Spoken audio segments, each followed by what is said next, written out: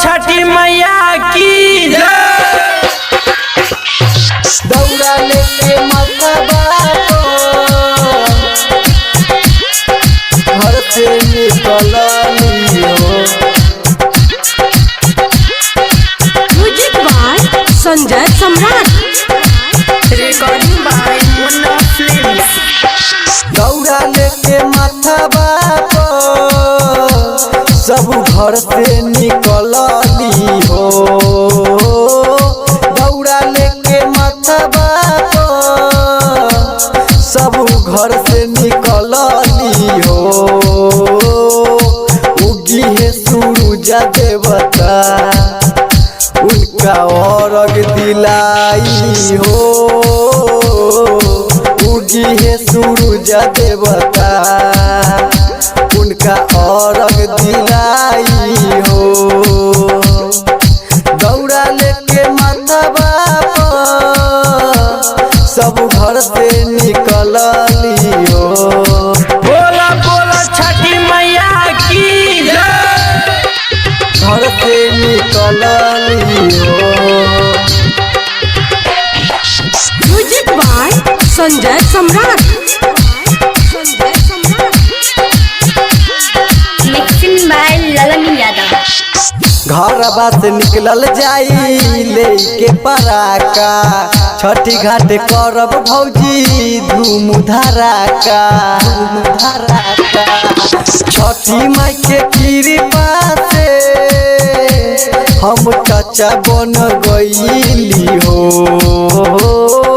छठी माई के कृपा से हम चाचा बने गईली हो। उगी है सूरज देवता उनका अर्घ दिलाई हो। उगी है सूरज देवता उनका अर्घ दिलाई हो। छठी माई के कृपा से हम चाचा बने गईली हो। छठी माई के कृपा से हम चाचा बने गईली हो। उगी है सूरज देवता उनका अर्घ दिलाई हो। उगी है सूरज देवता उनका अर्घ दिलाई हो।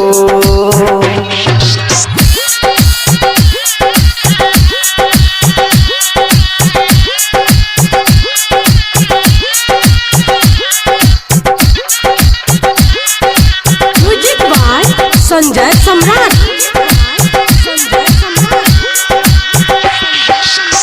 दिलीप दीवाना छठी घाट जाई उनका के कृपा करी ये छठी माई।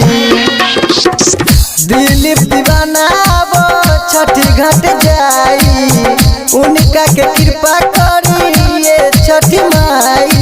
मनीष चौधरी गावे छठी माई के भजनिया हो।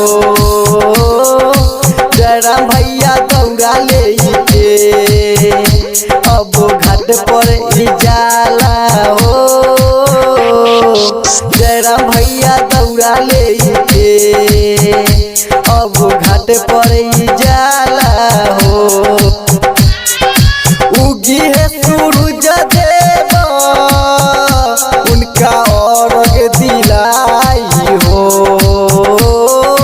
उगी है सूरज देव उनका अर्घ दिलाई हो। माथावा पर दौड़ा लेके सब छठी घाट जाई हो।